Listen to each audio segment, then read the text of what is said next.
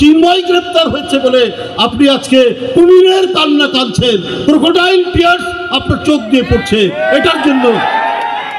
এইটার জন্য আপনি কি পুরস্কার পাবেন ভারতের কাছ থেকে? শেখ হাসিনা চিন্ময় গ্রেপ্তার হয়েছেন দেশের প্রচলিত আইন অনুযায়ী। ভারতীয় পররাষ্ট্র দপ্তরকে আমি বলি, এই শেখ হাসিনার পোষ্য সন্তান যুবলীগ ছাত্রলীগ যখন কিশোর বিশ্বজিৎকে হত্যা করলো, কই সেদিন তো আমরা ভারতের পররাষ্ট্র দপ্তর থেকে আমরা কোনো স্টেটমেন্ট দেখলাম না। তখন ভারতের পররাষ্ট্র দপ্তর নিশ্চুপ থাকলো কেন? আপনি মুগ্ধর মতো একটি ছেলে, কি তারুণ্যদীপ্ত ছেলে, বাচ্চা ছেলে, হয়তো কলেজে পড়ে, সে তার আরেক সতীর্থ গুলি খাচ্ছে, তাকে বলছে পানি লাগবে পানি। আপনি যে মুগ্ধকে হত্যা করতে পারেন, যে আবু সাইদ রংপুর বেগম রোকেয়া বিশ্ববিদ্যালয়ের ছেলে, যার বুকের পাঞ্জাবি ছিঁড়েতে দাঁড়িয়ে ওই পুলিশের বুলেট বরণ করেছে, তাকে হত্যা করতে পারেন। আজ আপনি নাফিজের মতো ছেলেকে হত্যা করতে পারেন। আজকে চিন্ময় গ্রেপ্তার হয়েছে বলে আপনি আজকে কুমিরের কান্না কাঁদছেন, ক্রোকোডাইল টিয়ার্স আপনার চোখ দিয়ে পড়ছে।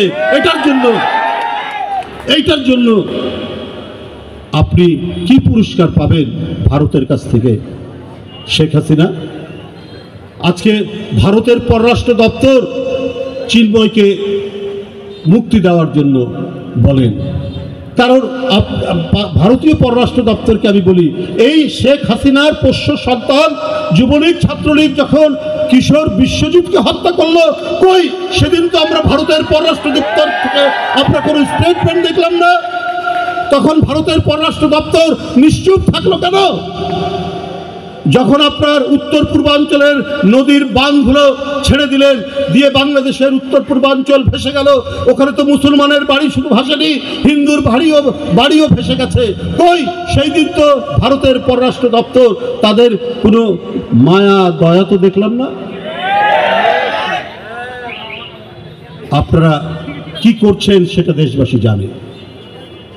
যে চিন্ময় যার নামে অভিযোগ আছে, সে তো বাংলাদেশের নাগরিক, তার অপরাধ করুক বা না করুক, না করলে আদালত সেটা দেখবে, অপরাধ করলে আদালত সেটা দেখবে।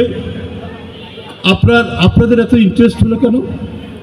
এখানে তো গত আন্দোলনের 2000-এর মতো শিশু তরুণ কিশোরকে নির্বিচারে হত্যা করলো যে শেখ হাসিনা, তাকে আপনারা সেখানে আশ্রয় দিলেন। আজকে সার্জিস এবং হাসনাত তারা বলেছে যে তাদের উপর যে আক্রমণ একটা হয়েছে, যে এখানে থাকতে পারে ইসকনের সংযোগ থাকতে পারে, এগুলো কিসের আলামত? এগুলো কি ঘটনা হচ্ছে? আপনারা কি মনে করছেন যে আপনারা পার পেয়ে যাবেন, বাংলাদেশকে অস্থিতিশীল করবেন? এটা তো 18 কোটির দেশ। এই 18 কোটি মানুষের দেশে অস্থিতিশীলতা তৈরি করে আপনারা কিছু করতে পারবেন না। এদেশের মানুষ সচেতন, এদেশের মানুষ যুদ্ধ করে তাদের স্বাধীনতা এনেছে।